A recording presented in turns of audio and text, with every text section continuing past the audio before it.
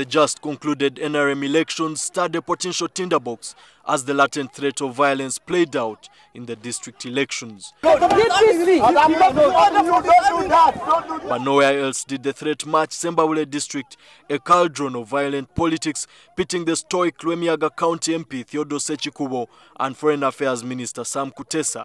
A political pundit at Mackay University, Dr. Sabit Makara, fears that violence will continue to be a catalyst in the outcome of future elections. What do you have to comment about the violence in Sembabule between the two protagonists, that is Honorable Sam Kutesa and Honorable Sechikubo? The other unfortunate part is that maybe my friend Sechikubo was trapped into that kind of quagmire, because now the other camp can claim that Sechikubo is the one who is aggressor and facilitating violence. More worryingly, however, is the fears it is raising as observers see it as a harbinger of the 2011 elections. We have given credit to NRM for organizing regular elections, but we have taken a minus on them because every other election they have organized tends to be marred by violence. Critics have accused the NRM of thriving on the chaos theory, relying on paramilitary groups like the Kalangal Action Plan to coerce and intimidate voters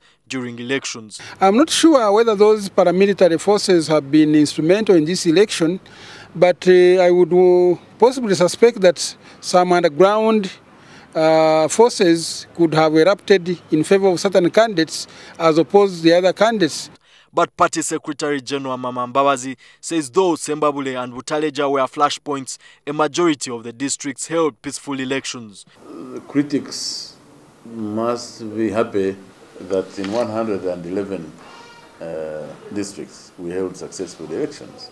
But he admonishes the gun culture at polling stations and warns that after police investigations, the ruling party will sanction punishment against those behind the chaos. The kind of violence we saw in Sembabule and in Butaleja, obviously we must learn lessons from this. But Makara argues that the sanity that prevailed over most elections in districts could have been premised on sort of violence. In elections where there was no violence, most of the candidates for the district chairman or chairwoman were returned unopposed.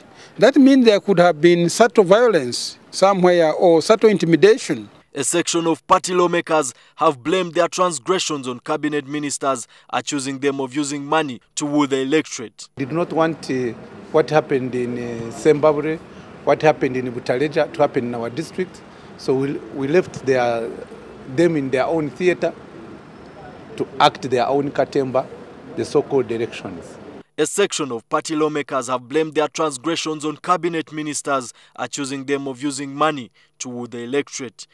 Many like Sechikubo are now daring to swim along the sharks if the NRM Electoral Commission does not resolve the impasse. Emam Taizibwa, NTV Tonight.